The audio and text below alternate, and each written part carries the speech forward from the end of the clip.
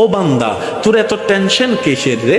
আমি আল্লাহ তো তোর জন্য আছি। সুবহানাল্লাহ, আমি আছি না তোর? আরে যার কেউ নাই তাই না টেনশন করে, যার টাকা নাই সে টাকা নিয়ে টেনশন করে, যার অভিভাবক নাই সে অভিভাবক নিয়ে টেনশন করে, যার মোবাইল নাই সে মোবাইল নিয়ে টেনশন করে। আরে আমি আল্লাহ তো আছি, তো আমি আল্লাহ তো আছি যিনি ইন্নাল্লাহ আলা কুল্লি শাইইন কাদির। আমি আল্লাহ রহমান তো আছি, আমি রহিম তো আছি, আমি গফফার তো আছি, আমি সত্তার তো আছি। সুবহানাল্লাহ, আমি গফফার তো আছি, আমি রাজ্জাক তো আছি।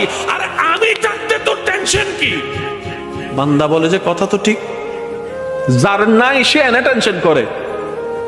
আমার আল্লাহ যদি আমার থাকে, আমার তো টেনশন করার দরকার। তার মানে আমি এতদিন টেনশন করেছি, আসলে আমি আমার আল্লাহকে রাখতে জানি নাই।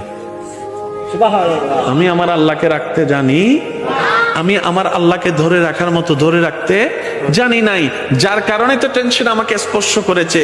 সেজন্য দেখবেন আল্লাহ ওয়ালা যারা হয়, মাথার উপর ছাদ নাই কিন্তু টেনশন ছাড়া মুখে হাসি আছে, পেটের মধ্যে খাবার নাই মুখের মধ্যে কিন্তু টেনশন ছাড়া হাসি আছে, যার উজ্জ্বল দৃষ্টান্ত এই পৃথিবীকে চাক্ষুষ ভাবে দেখিয়ে দিয়েছেন কারবালার ময়দানে ইমাম আলী মাকাম ইমাম হুসাইন রাদিয়াল্লাহু তাআলা। সুবহানাল্লাহ, পরিবার সবাই শত্রুদের তীরের ভিতরে ছিল, তলোয়ারের ভিতরে ছিল, কাফেলার মধ্যে খাবার নাই কিন্তু মুখে কোনো টেনশন নাই, পানি নাই কিন্তু মুখে কোনো টেনশন নাই, পরিবার শহীদ হচ্ছে মুখে কোনো টেনশন নাই।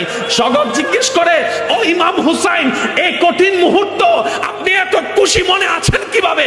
ইমাম হুসাইন উত্তর দেয়, আমার মাওলা তো আমার সাথে আছে, আমার টেনশন করার দরকার কি?